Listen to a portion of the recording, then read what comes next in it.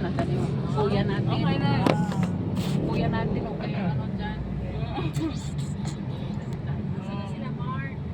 Kuya kasi hindi na rin makapagbigay. Mark. Relax na yan. Nakasakay na mas kutsi.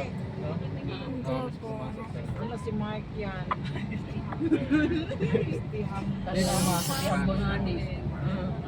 Maging ganyan na lang. Oo nga, sila Kenny. Sino? Ako talaga yun.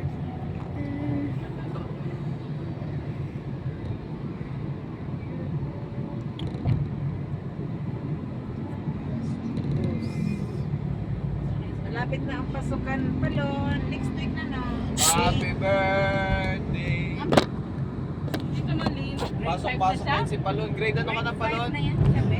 Grade 4 pa lang? Ano ba yan? 8 na. 8 pa lang yan. Naka-8 na siya. 8 na siya. Mag-9 na siya. Tuloy na. Di ba? I-invite ko lang si Kuya David, Kuya Joe, Inday, at si Sabi, Tita Malet, Tita Malu. Ay, lahat tayo. Sige, tayo lang kami dito sa party. Sige. Ay, mag-prepare na tayo Ready na rin. Ano mo kaya? Papayarin ko.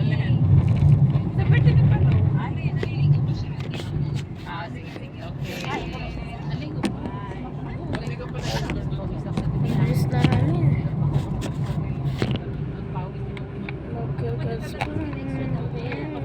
Kaya tayo dito yung may daan dito eh. Oo nga niya kanina eh. Tsaka cooking.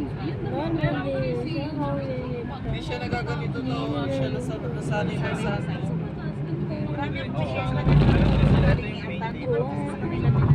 Tsaka mo na guys, bababa ka dito, sakay ka ng babayan.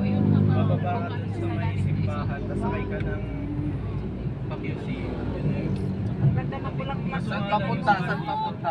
Ay, ganun yan sa Saan Big papunta? Marami marami kuya sa ano yan, sa Ay, Sigsag. siya pa sa uyo. Yan na yung ano, summer ganun. Di ba yun doon sa may simbahan? Ano, Saan papunta? Di ba na siya? Parang tapos yung nililig yung simbahan. Basta doon makikita mo yung simbahan. Angat ka lang nun eh. Nagabagawi ka sa Pasig. Hanggang hindi na. Ayaw ko hindi. Hindi ka. Yung kamali ka. Sana. Oo. Basta natignan naman kayo. Sila magkakapatid. Ang ganda Oh, Ano yun? 7 Sunday? Pwede ba dihay ko anday? Alam mo kay Papang Danlin? Kanang 8 PM day ka na. 30-70. Siya yung nakapagsak sa 3K. Fight on part 2.